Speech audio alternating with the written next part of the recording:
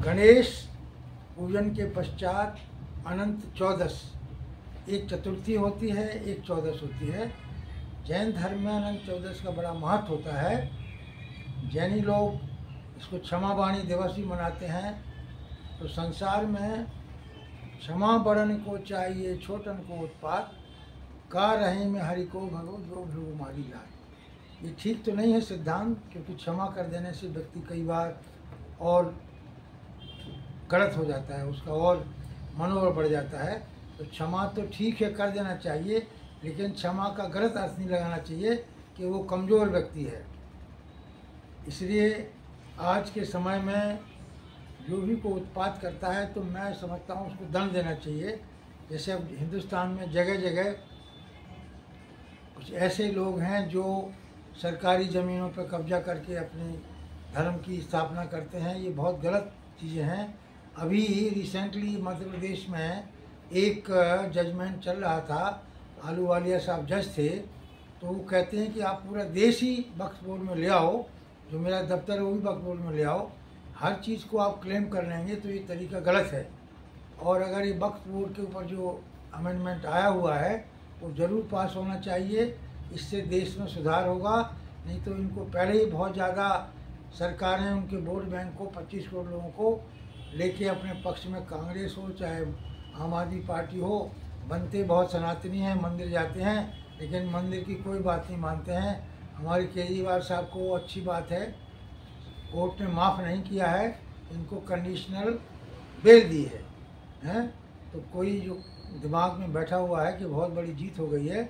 अभी trial court में chargesheet file है, तो कभी भी जब तक फाइनल जजमेंट ना आ जाए, क्योंकि उसके बाद अपील होती है हाई कोर्ट में, सुप्रीम कोर्ट में, ट्रिब्यूनल में।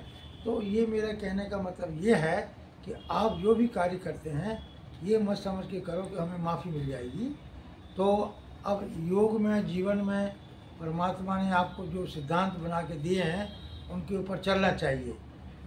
अगर स्वस्थ रहना है, सुखी रहना है, हैप्पी हेल्दी वेल्दी लाइफ के लिए, तो आपको परमात्मा से जुड़ना होगा।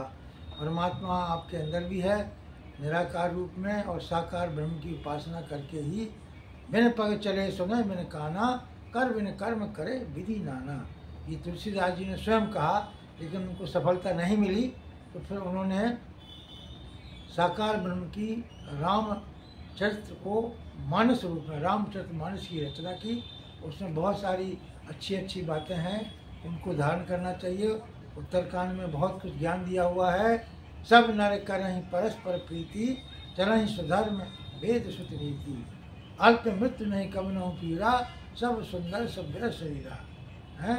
तो ये बहुत बड़ा ज्ञान था। सब गुणज्ञ पंडित सब ज्ञानी, नहीं को अवदन कपट सियानी।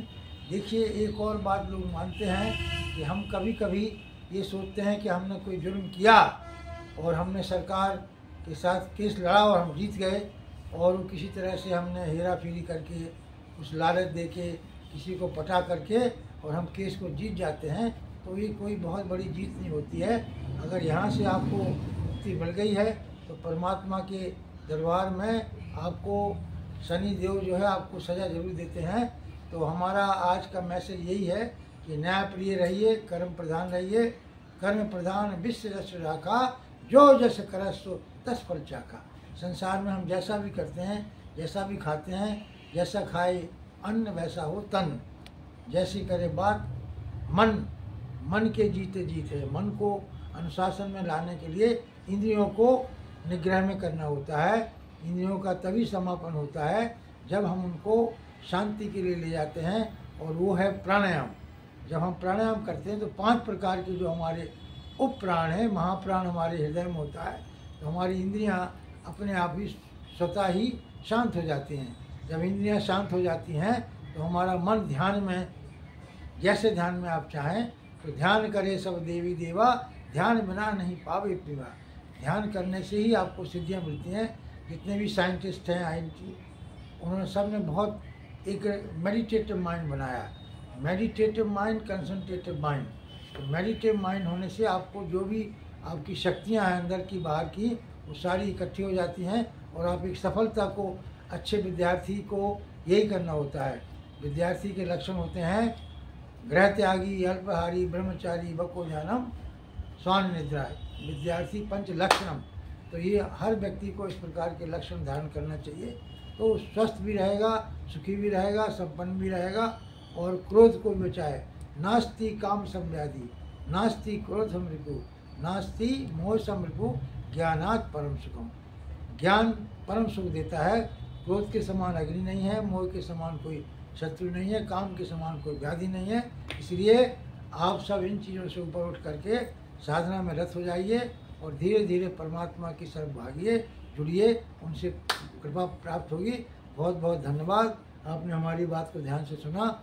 एक बार शंख बजा कर लंग्स के लिए।